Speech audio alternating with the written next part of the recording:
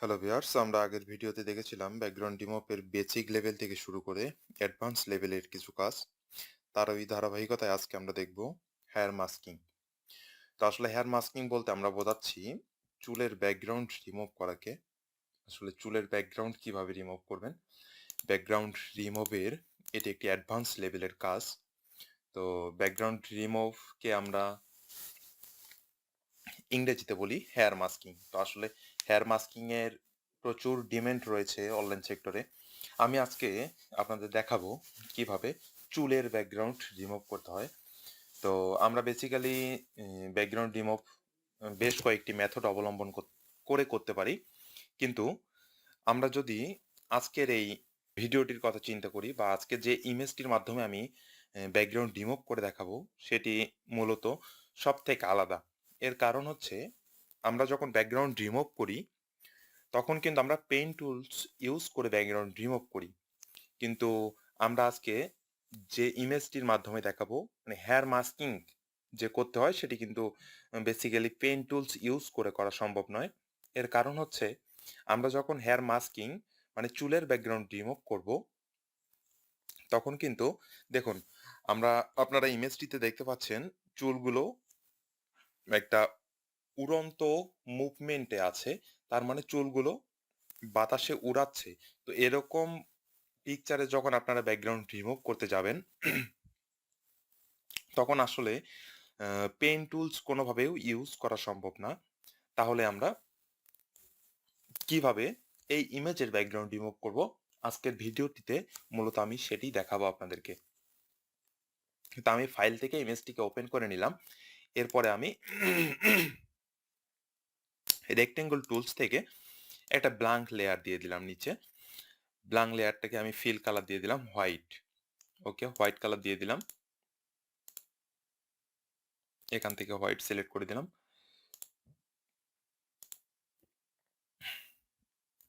White দিলাম এবং এটাকে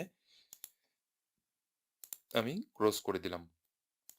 ওকে, তো আমাকে এই লেয়ারটিকে অবশ্যই ব্যাকগ্রাউন্ড লেয়ার, যেহেতু আমার এটি অবশ্যই এটিকে মেইন লেয়ারের নিচে রাখতে হবে। তো আমি মেইন লেয়ারের নিচে রেখে দিলাম।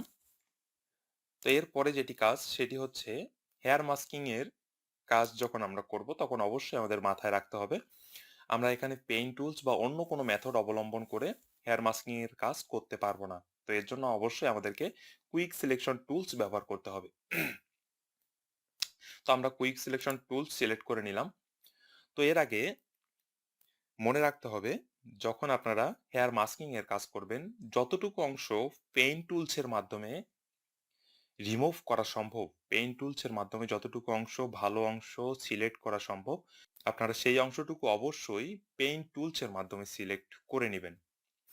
তা আমি সরাসরি এখান থেকে কুইক সিলেকশন টুল সিলেক্ট করে নেওয়ার পরে দেখুন আমি এখান থেকে ড্র্যাগ করলাম। ড্র্যাগ করার কারণে আমার কিন্তু পুরা ইমেজটা সিলেক্ট হয়ে গেছে।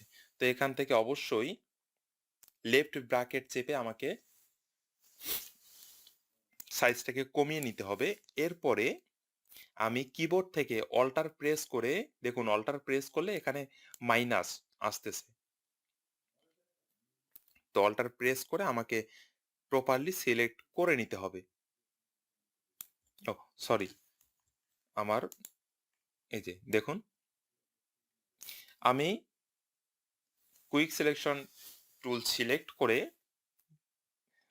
মূল ইমেজটির উপরে যখন ড্র্যাগ করব দেখুন আমার কিন্তু নিচের অংশটুকু প্রপারলি সিলেক্ট হয়ে গেছে।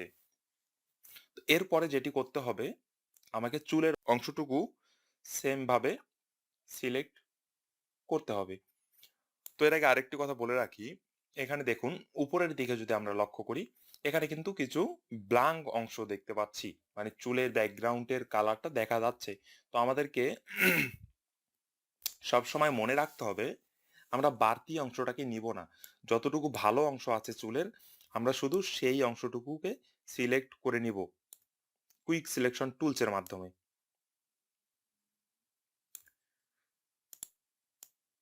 আমি ভালো অংশটুকুকে সিলেক্ট করে নিচ্ছি কুইক সিলেকশন টুলসের মাধ্যমে।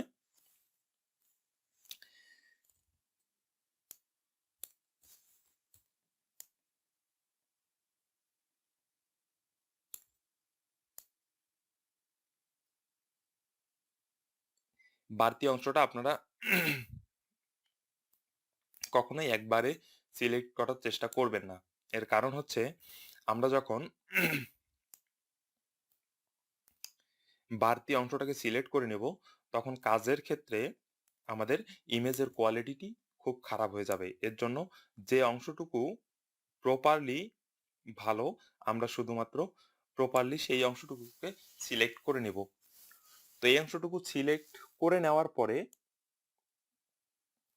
দেখুন আমি কিন্তু মূল অংশটুকু সিলেক্ট করে নিয়েছি কুইক সিলেকশন টুলসের মাধ্যমে। তো এরপরে কাজ হচ্ছে, দেখুন এখানে উপরের দিকে লক্ষ্য করলে আমরা দেখতে পারবো রিফাইন্ড নামে যে অপশন, আমরা সেখানে যদি ক্লিক করি, দেখুন আমার বাড়তি অংশটা কিন্তু চলে গেছে। তো এখান থেকে আপনারা আপনাদের পছন্দ মতো ভিউ মোড সিলেক্ট করে দিতে পারেন। আপনাদের যেটাতে সুবিধা হয় আপনারা সেটা সিলেক্ট করে নেবেন এখান থেকে।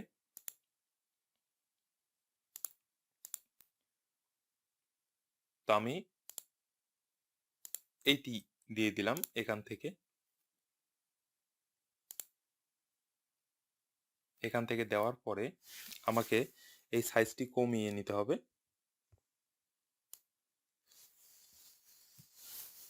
দেখুন এখানে সবসময় মনে রাখতে হবে আমার যে মাউসের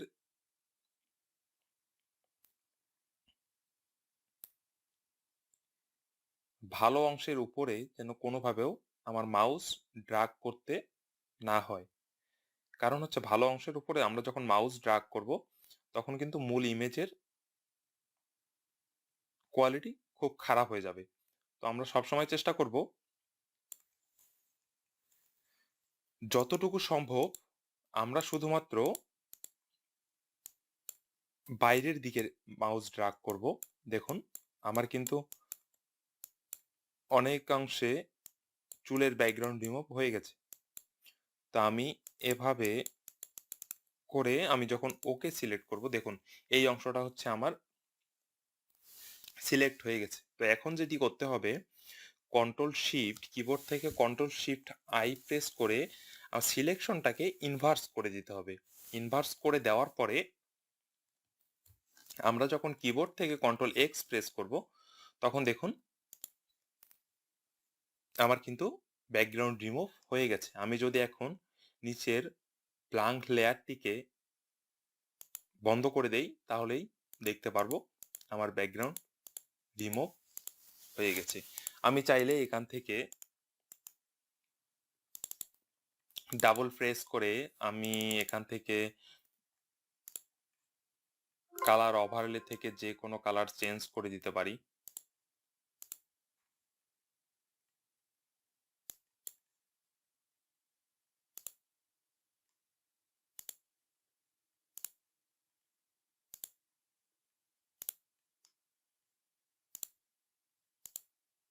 আমি কালার চেঞ্জ করে দিলাম।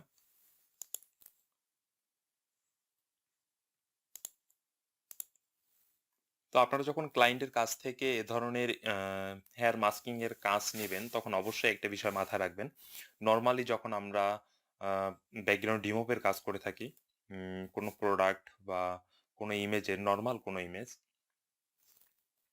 সেক্ষেত্রে যে ধরনের পেমেন্ট নেবেন হেয়ার মাস্কিং এর কাজের ক্ষেত্রে তার থেকে বেশি পেমেন্ট নেওয়ার চেষ্টা করবেন। এর কারণ হচ্ছে হেয়ার মাস্কিং এর কাজ অনেক সময় অনেক সমস্যা করে। সাইকেলের ব্যাকগ্রাউন্ড রিমুভ বা হচ্ছে জুয়েলারি কোনো ইমেজের ব্যাকগ্রাউন্ড রিমুভ করতে গেলে যে পরিমাণ সময় তার পিছনে ব্যয় করতে হয়, মূলত হেয়ার মাস্কিং এর কাজের ক্ষেত্রেও সেম সময় ব্যয় করতে হয়। তা আপনারা অবশ্যই ক্লায়েন্টের কাছ থেকে কাজ নেওয়ার আগে ক্লায়েন্টের ইমেজ রেজলিউশন কি রকম আছে, অবশ্যই ক্লায়েন্টের কাছ থেকে হাই কোয়ালিটির ইমেজ নেওয়ার চেষ্টা করবেন। সেক্ষেত্রে আপনারা জুম ইন এবং জুম আউট করে কাজ করতে পারবেন। দ্বিতীয়ত হচ্ছে পেমেন্টের বিষয় যখন আসবে, তখন হচ্ছে নর্মাল ইমেজ যদি আপনি 5টা ইমেজের কাজ $5 করে দেন, সেক্ষেত্রে আপনারা 2টা ইমেজ বা একটা ইমেজের ক্ষেত্রে $5 পেমেন্ট নিতে পারেন শুধুমাত্র হেয়ার মাস্কিং এর কাজ করে। তো আজকের ভিডিওটি আর লং করব না, আপনারা চাইলে এভাবে চুলের ব্যাকগ্রাউন্ড রিমুভ করতে পারেন। তো আমরা এর পরবর্তী ভিডিওতে দেখব কিভাবে কোনো ইমেজের কালার ব্যালেন্স করতে হয়, অথবা ক্রিয়েট শ্যাডো। আমরা কোনো ইমেজের ব্যাকগ্রাউন্ড রিমুভ করার পরে সেই ইমেজটাকে ন্যাচারালি একটা ভিউ দেওয়ার জন্য যে আমরা শ্যাডো দিয়ে থাকি, সেই শ্যাডোটি কিভাবে দিতে হয়। তো আমরা পরবর্তী ভিডিওতে এই বিষয় নিয়ে আলোচনা করব। আপনারা এখন পর্যন্ত যারা আমার চ্যানেলটিকে সাবস্ক্রাইব করেননি, অবশ্যই সাবস্ক্রাইব করবেন এবং পাশে থাকা বেল আইকনটিতে প্রেস করবেন, যাতে আমার সকল প্রকার ভিডিওর আপডেট পৌঁছে যায় আপনার কাছে। ধন্যবাদ সকলকে, ভালো থাকবেন।